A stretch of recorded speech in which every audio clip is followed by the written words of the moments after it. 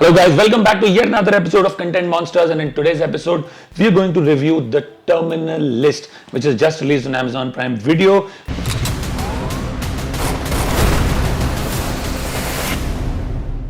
Now, The Terminal List features Christopher Pratt as the protagonist, James Reese.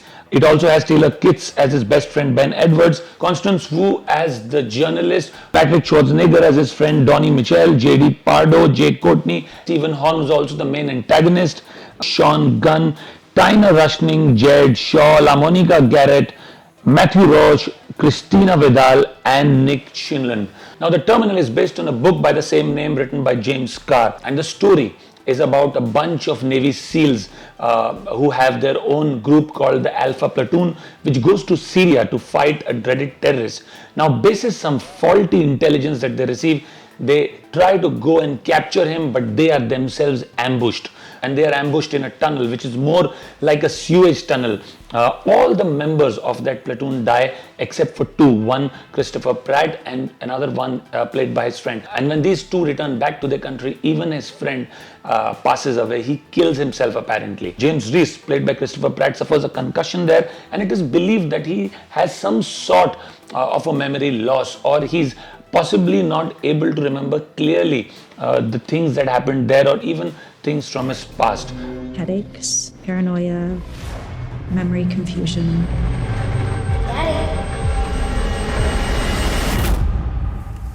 He's clearly struggling because he's lost his entire company out there. He couldn't save them.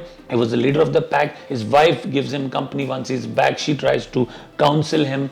She pushes him to go and visit a doctor. But he suspects all this while that there is something amiss. How did they get such faulty intelligence? What is written off as an operation gone wrong keeps on becoming a thing of suspicion for Christopher Pratt's character. And he also can't believe that his friend actually committed suicide once they came back. So he's clearly suspecting something. The police, his friends also probably think that he's overthinking a lot and that concussion is playing with his mind, but he seems to be sure that there is something wrong. When he goes to get his MRI done at the clinic, he's also attacked by a couple of masked men. He somehow manages to escape from there, but that is when he realizes that his family may also be in danger. He calls the emergency and asks them to reach his home as fast as they can, while he also tries to reach back home. And the moment he gets back home, even his wife and daughter are killed. Now, very, very clearly, he's almost lost everything he had. His company, his friends from the army, and his wife and daughter. He's absolutely heartbroken. He's now very sure that there is some foul play happening around him, while his colleagues in the army, while the Secretary General who speaks to him, all of them believe that these are things which are a figment of his imagination. This might just be a regular burglary in which his wife and daughter has lost his life. Some of them even go ahead and suspect him that because he's not that mentally stable right now, he may have done this, but he's very sure that there's something behind this. He clearly doubts the investigative officer who had proclaimed that his friend had committed suicide, because this is the same investigative officer who reaches the clinic where he had apparently killed these two masked men the earliest. And he says that there were no masked men because a person had clearly died in the fight that ensued between Christopher Pratt and that masked person. So clearly Christopher Pratt is now doubting the very people who are investigating this entire case. What happens as a result? How one instance leads to another. How Christopher Pratt's character, James Reese, keeps stumbling into newer information. He keeps stumbling into one problem after another, and how he eventually figures out what this entire conspiracy is all about, forms the crux of this story. This is clearly a thriller at play here. It starts out initially seeming like a psychological thriller, but this is clearly an action thriller. As we move on, what starts out as something which could possibly be a figment of his imagination moves to becoming such a huge conspiracy, which may be involving even the Pentagon itself and some major corporates. And what this entire conspiracy is all about is what these 8 episodes of The Terminal List span over. Now, what works for The Terminal List? I think clearly Christopher Pratt. I mean, this is his show all the way. He's typically reverent, goofy, charismatic in the kind of roles he plays, but this one is a very dark, brooding role.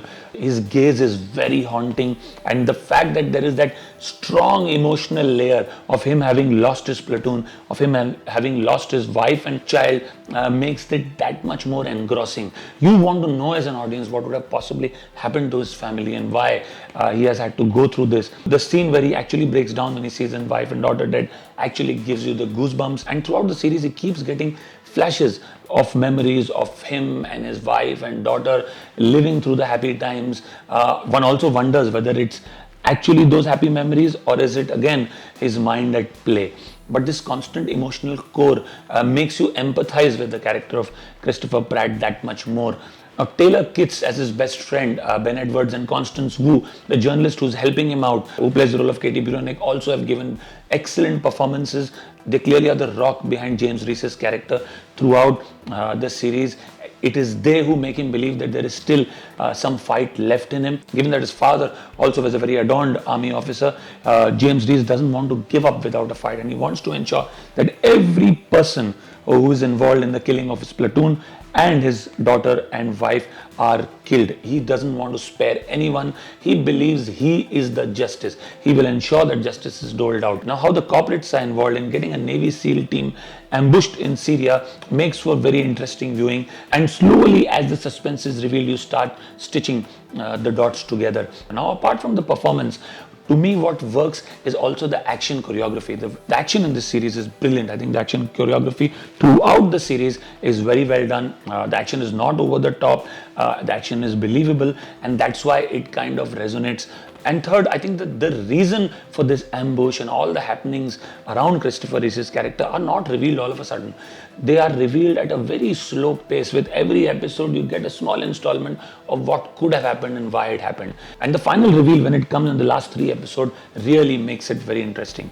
So these 3 clearly work as the strengths of this series. And finally, I think seeing Christopher Pratt in a role which you normally don't see him, in a kind of a character you normally don't see him, works the best for this series. What possibly doesn't work for the series, I think clearly is the length.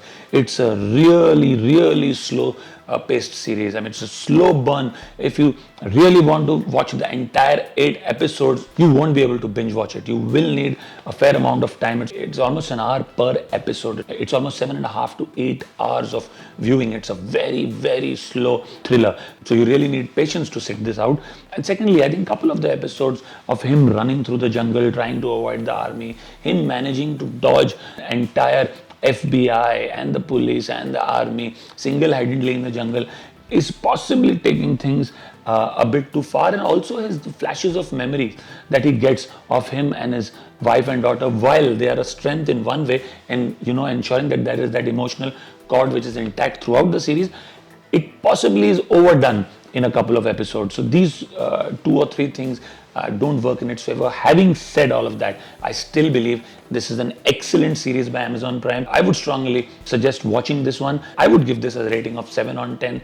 Like I said, you've got to be really patient sitting out the 8 episodes, given that they're so long. But once you're attached to that character emotionally, which this series ensures you are, you should be able to sit through the 8 episodes. Also, I think it's a question of one's appetite for these slow burn thrillers. I mean, I was fairly engrossed by this one.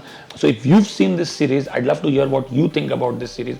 Do you like it as much as I did, or do you feel it's very slow? Whether you agree with the review or not, do let us know in the comment section below. If you like our review, please do like our video and subscribe to our channel.